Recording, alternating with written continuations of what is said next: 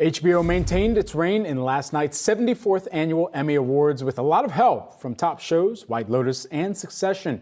Here now to break it all down, we've got Yahoo Finance's Alexandra Canal. Allie, what did we see? That's right, Brad. The Emmys are back, and it was, in fact, a very big night for HBO. The network took home the most total wins by far, a whopping 37 compared to Netflix's 26. Now, these numbers do also include the Creative Arts Awards, which are focused on more technical and artistic achievements. But even in the primetime categories, HBO once again led the way, 12 total wins, while Netflix only nabbed 3. So a much different story from last year when we saw Netflix finally beat out HBO. We knew it would be tough this time around, considering Netflix didn't have The Crown or The Queen's Gambit, 2 super big winners from last year. And in another twist from last year, HBO had Succession. Now, this show just racks up the awards, claiming the big prize of the night, Best Drama. This is the second time that Succession has won that award, and amid some pretty stiff competition to boot, beating out shows like Squid Game and Euphoria. But although Succession was the most nominated show of the night, it did fail to leave with the most wins. That feat went to another HBO favorite, The White Lotus, with 10 total wins, followed by Euphoria and Squid Game with 6 apiece. Now, both of those shows, by the way, delivered in the drama acting categories, with Zendaya winning her second Emmy for Best Actress, while Squid Game star Lee Jung-jae took home Best Actor. And then finally, I got to give a shout out to one of my faves, Ted Lasso. For the second consecutive year, the show took home Best Comedy, with Jason Sudeikis winning Best Actor, Brett Goldstein Best Supporting Actor. But guys, I need to know, when are we going to get season 3? It's been too long. I was hoping for some answers last night, but to no avail. Still happy to see that this show got some love. Yeah, you're not the only one wanting the answer to that question.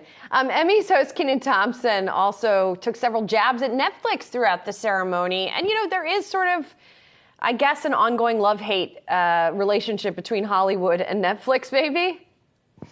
Oh, yeah. And in the opening monologue, Thompson was quick to poke fun at Netflix's profitability struggles. He said that Squid Game is the game you join when you're in, quote, massive debt and desperate for money. So joining the cast next season, Netflix. In another jab, he later applauded Abbott Elementary for donating its Emmys marketing budget to public school teachers.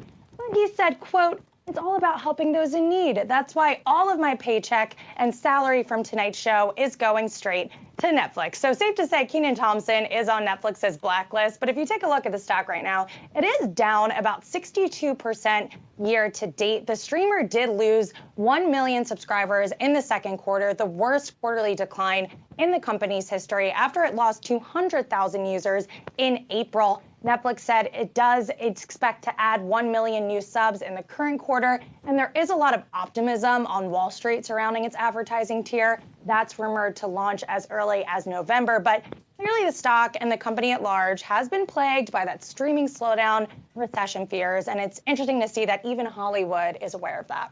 Allie, you shouted out some of your favorites. I got to give credit to where credit is due for some of my favorites. One of my favorites specifically, Abbott Elementary and Cheryl Lee Ralph for winning last night, as well as Quinta Brunson for her writing. So excellent job to the show. As a local Pennsylvania person, I got to put on for the shows that are at least fictionally based in Philadelphia, even though I know Quinta has her own cable ties. too, Brad, right? ABC. Yes. This was a huge show for the network as well. So yeah, indeed. Really strong awards there. Excellent stuff. Allie Canal breaking it all down for us and tying it back into that business perspective. Allie, we appreciate it this morning.